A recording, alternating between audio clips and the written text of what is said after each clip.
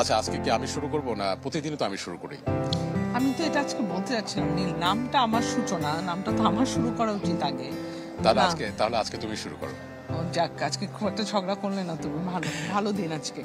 এমন ভালো দিনের সাথে আপনাদের সবাইকে স্বাগত জানাচ্ছি মিস্টার ফ্রিজ বর্ণমালার বইমেলায়। আপনাদের সাথে আছে আমি জিনিয়া কবি সূচনা, আর আমার সাথে আছে ঝগড়ুটে নীল। মানে আজ পর্যন্ত আমি আসলে ঝগড়াই করিনি তোমার সাথে, কিন্তু তারপরও মানে মিথ্যে কথা বলার একটা প্রবণতা তোমার আছে, এটা আমি জানি। আর এই মিথ্যে এত সুন্দর করে তুমি বলতে পারো, তোমাকে ধন্যবাদ। এখন সত্যি করে একটু বইমেলার রংটা কেমন বলে দাও। আচ্ছা, আজকে আমাকে বলতে হবে? ঠিক আছে, আমি বলে দিচ্ছি। মানে আজকে প্রতিদিনই যখন আসলে বইমেলায় ঢুকি, প্রতিদিনই আমরা পাঠকের এবং দর্শকের সমাগম কিন্তু বইমেলায় দেখতে পাই। আজকেও তার ব্যতিক্রম কিছু না, আজকেও আছে। কারণ এই ঢাকা শহরের প্রেক্ষাপটে যদি বলি যে মানুষ দম ফেলার মতো, নিঃশ্বাস ফেলার মতো একটা জায়গা খুঁজতেই কিন্তু হয়রান হয়ে যায়। সেই জায়গায় এই যে বইমেলাটা, এটি কিন্তু বলে যে বই আত্মার অক্সিজেন। এখানে আসলে কিন্তু নির্ভেজাল একটি নিঃশ্বাস নেওয়া যায়, যেখানে বইয়ের সুঘ্রাণটা কিন্তু এবং পুরো মাস জুড়ে নীল। এবং সবাই কিন্তু কর্মব্যস্ত যে দিনগুলোতে অফিস শেষে কিন্তু বইমেলাতে আসতে শুরু করে, এবং এ কারণে যত বেশি সময় গড়ায় বইমেলার ভিড় কিন্তু তত বাড়তে থাকে। আমাদের সাথে একজন লেখক আছেন, তার বইটি হুট করে পড়ে গিয়েছে হাত থেকে। দারুণ ব্যাপার। বইমেলাতে তো বই পড়বেই, কিন্তু আমার কথা হচ্ছে আপনার কি অফিস নেই? মানে নাকি অফিস শেষ করে বইমেলায় এসেছেন, নাকি বইমেলার প্রতি এত টান যে অফিস টফিস সব বাদ? যতদূর বাংলা ভাষা ততদূর বাংলা একাডেমি, পুরো বাংলাদেশটাই আমাদের অফিস।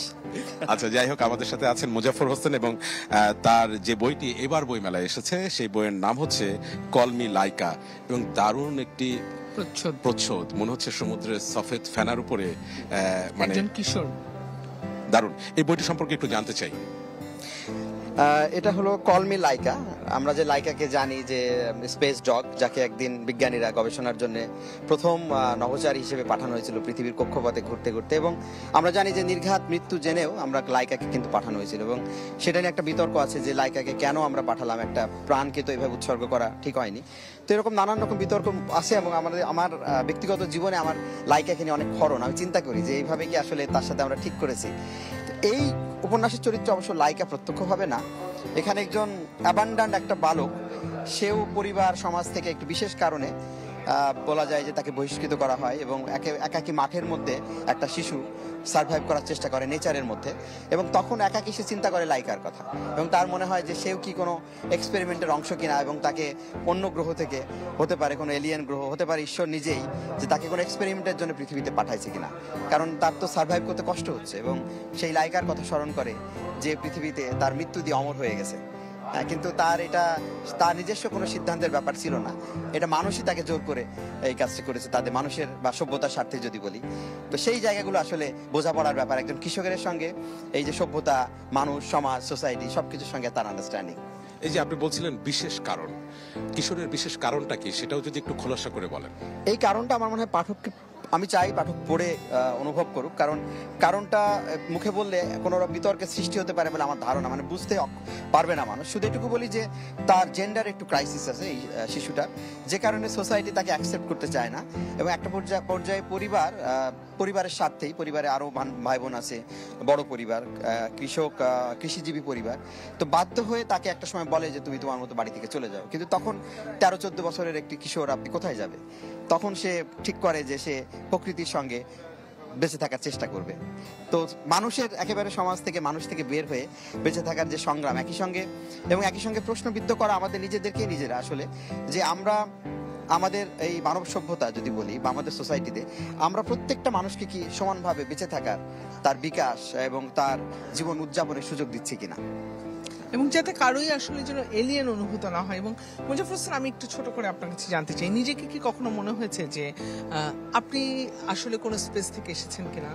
আমার সেটা মনে না হলেও আমার অনেক সময় মনে হয় যে পৃথিবীটা আমরা আকাঙ্ক্ষা করি, কামনা করি, সেই পৃথিবীটা যখন অনেক সময় মনে হয় যে আমরা পাচ্ছি না, তখন মনে হয় যে মানে পৃথিবীর মানুষের সঙ্গে, ধরুন সোসাইটির সঙ্গে কি আমার কোনো আন্ডারস্ট্যান্ডিং সমস্যা হচ্ছে, আমি কি বুঝতে পারছি না, তারা আমাকে বুঝতে পারছে না। আবার একটা নিজেকেই মনে হয় যে আসলে আমাদের এই প্রত্যাশা খুব সামান্যই চাওয়া, কিন্তু সেটা আপনারও তাই, নীল ভাইয়েরও তাই, এবং আমাদের যারা শুনছেন তাদেরও তাই, যে দেখুন আমরা খুব সাধারণ যে সমস্যাগুলো আমরা মনে করি এই সমস্যা থাকার কথা না, কেন আছে, তখন কিন্তু মনে হয় যে আসলেই আমরা প্রত্যেকে পরস্পরকে চিনি না, আমরা জানি না, বুঝি না।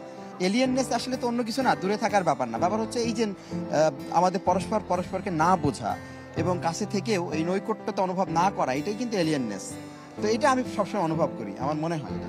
আচ্ছা, এই যে বইয়ের একদম শেষে আপনি একটি লাইন লিখেছেন, সেটি হচ্ছে মহল্লার লোকজন যখন ওর শরীর নিয়ে কটূক্তি করে, মা মুখে আঁচল তুলে কাঁদে, বাবা উঠানে উদাস দুপুর হয়ে বসে থাকে, বোনেরা টানা নিঃশ্বাস ফেলে বাড়ির বাতাস ভারী করে তোলে। এই যে কটূক্তি, আমরা এখন বর্তমান প্রেক্ষাপটে দেখছি যে আমরা একজন আরেকজনের যে কোনো সমস্যা বা সংকট হতেই পারে, কিন্তু কটূক্তি করা আসলে উচিত নাকি অনুচিত, এবং কেন আমরা এমন একটা পৃথিবী চাইতে পারি না যেখানে আসলে কটূক্তি নেই? এবং খুব ইন্টারেস্টিংলি আপনি বললেন যেটা, যে আমরা যদি এই মুহূর্তে 100 জনকে জিজ্ঞেস করি যে কটূক্তি ভালো জিনিস না খারাপ জিনিস, 100 জনই কিন্তু বলবে না। আপনি বাংলাদেশের 17 কোটি মানুষও কিন্তু সচেতনভাবে বলবে না এটা ভালো জিনিস না। কিন্তু আপনি প্রত্যেকেই কোনো না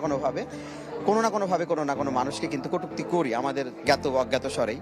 এবং এই কারণে কিন্তু অন্যের জীবন কিন্তু একটা ভালনারেবল হয়ে যায়। অনেক সময় মানুষ এমনও হয় যে মানুষ কিন্তু আত্মহত্যার দিকেও এগিয়ে যায়, আমরা জানি সোসাইটিতে। আর যাদের ফিজিক্যালি নানান রকম সমস্যা থাকে, আমি সমস্যা হিসেবে দেখি না, আমি সো কল শব্দটা ব্যবহার করতে বাধ্য হচ্ছি বোঝানোর জন্য, তাদের তো আরো বেঁচে থাকা কঠিন। আমরা ধরুন ফিজিক্যালি চ্যালেঞ্জ যারা আছে, বা যাদের সেক্সুয়ালি আইডেন্টিটিতে ন্যাচারালি তারা হয়তো একটু ডিফর্ম, তাদের কিন্তু নানান রকম সমস্যা বা সংকটের মধ্যে যেতে হয়। কিন্তু তারা কিন্তু আমার আপনার মতোই একদম সাধারণ মানুষ, প্রকৃতিরই সন্তান। তো এই জিনিসগুলো আসলে আমার মনে হয় যে আমরা বুঝি, কিন্তু তারপরও বিশেষ পরিস্থিতিতে আমরাও কিন্তু অবুঝের মতো আচরণ করি। আসলেই তাই। এবং শেষ আরেকবার জানতে চাই, আপনার বইটার নাম কি? Call me Laika. তাহলে আজ থেকে কি মুজাফফর হোসেনকে লাইকা বলে ডাকবো? সেটা আমি ভিতরে অনুভব করি, মানে লাইকার যে একাকিত্ব এবং তার যে আকাশে ভেসে বেড়ানো, তার যে স্মৃতি এবং তার যে ট্রমা, একই সঙ্গে বলবো কষ্ট বেদনা, সেটা আমি ভিতর অনুভব করি। তাহলে আমাকে ডাকলে অসুবিধা নাই। দারুণ না, আপনি নিজে বলছেন কলমি লাইকা। ধন্যবাদ লাইকা আপনাকে আমাদের সাথে থাকবার জন্য। আমরা কথা বলছিলাম মুজাফফর হোসেনের সাথে, কথা সাহিত্যিক, এবং দারুণ একটি বই যার প্রচ্ছদ আসলে ভীষণ রকম সুন্দর। রঙিন বলাই তো হলো যে আসলে আমরাও হয়তো কখনো না কখনো মনে করি নিজেদেরকে যে হয়তো এই পৃথিবীতে আমরা অবাচিন, এমন কিন্তু আমরা ভাবিনি। এবং বইমেলার কথা যদি আমি তোমাকে আরেকটু বলি, যে যত বেশি সময় গড়াচ্ছে লেখক প্রকাশকের আড্ডা জমে উঠছে, এবং সবাই কিন্তু এই প্রাঙ্গণে আমরা অনেকের সাথে আমাদের দেখা হয়ে যায়নি, এবং তারা নিজেরাও নিজেদের সাথে আড্ডায় মেতে ওঠে। এবং এই মুহূর্তে আমাদের সাথে কিন্তু একজন কবি আছেন, এবং তার নতুন একটি বই এসেছে, নির্বাচিত কবিতা, এবং এখানে কিন্তু 52টি কবিতার সংকলন আছে। এবং তার সাথে যখন কথা বলছিলাম, তিনি বলছেন যে 52র যে চেতনা, 52 কিন্তু আমাদের সবকিছুরই উৎসমূল, এবং সেই কারণে তিনি 52টি কবিতা এখানে সংকলন করেছেন। শহীদুল আলম, এই যে নির্বাচিত কবিতা, কি ধরনের কবিতা এখানে আছে, এবং সেই জায়গা থেকে এই কবিতাগুলো মানুষের যে বোধের জাগরণ ঘটাবে, সেই বোধগুলো কি কি? এখানে আবৃত্তিযোগ্য, আবৃত্তির ছন্দ, আবৃত্তির ঢং সব মিলে একেবারেই মঞ্চে দাঁড়িয়ে বইটা খুলে পড়লেই দর্শক মোহিত হওয়ার মতো 52টি কবিতা আছে। এর ভিতরে দ্রোহ আছে, স্যাটায়ার আছে, এর ভিতরে প্রেম আছে, এর ভিতরে বেদনা আছে, এবং মাটির প্রতি একটা নিবেদন আছে। যেমন একটা কবিতা আছে, নদীর কূলে বসে থাকি, বসে আছি, লাশ ভেসে যায় জলে, তারই মাঝে একটি মানুষ কাতর স্বরে আদর করে আমায় ডেকে বলে, আয়না কাছে, আয়না কাছে, আয়না আমার সোনার ছেলে। কবিতাটার ভিতরকার রহস্যটা হচ্ছে যে বাবা যুদ্ধে যে হারিয়ে গেছে, লাশ পাওয়া যায়নি, ছেলে নদীর কূলে বসে থাকে। তো বসে থাকতে থাকতেই অবচেতন মনে একদিন মনে করে যে একটা লাশ ভেসে যাচ্ছে, সে তাকে ছেলেকে বুঝিয়ে আহ্বান করছে যে আমার কাছে আয়। তো ছেলে তখন বলছে, এখন কেন অমন করে ডাকছ আমার নামটি ধরে, এখন আমার কিছু ভালো লাগে না, কেন তুমি আমায় ফেলে একা একাই শহীদ হলে। নতুন প্রজন্ম বলছে, তুমি যে শহীদ হয়েছ, এখন তুমি একা কেন শহীদ হলে? এই মাটির প্রতি যদি ভালোবাসা থাকে, তাহলে আমিও ওই দেশের জন্য জীবন দিতে চাই। এই যে প্রজন্মের সাথে সংযোগ, এটা হচ্ছে যুগের চাহিদা। তো এরকম কবিতা আছে।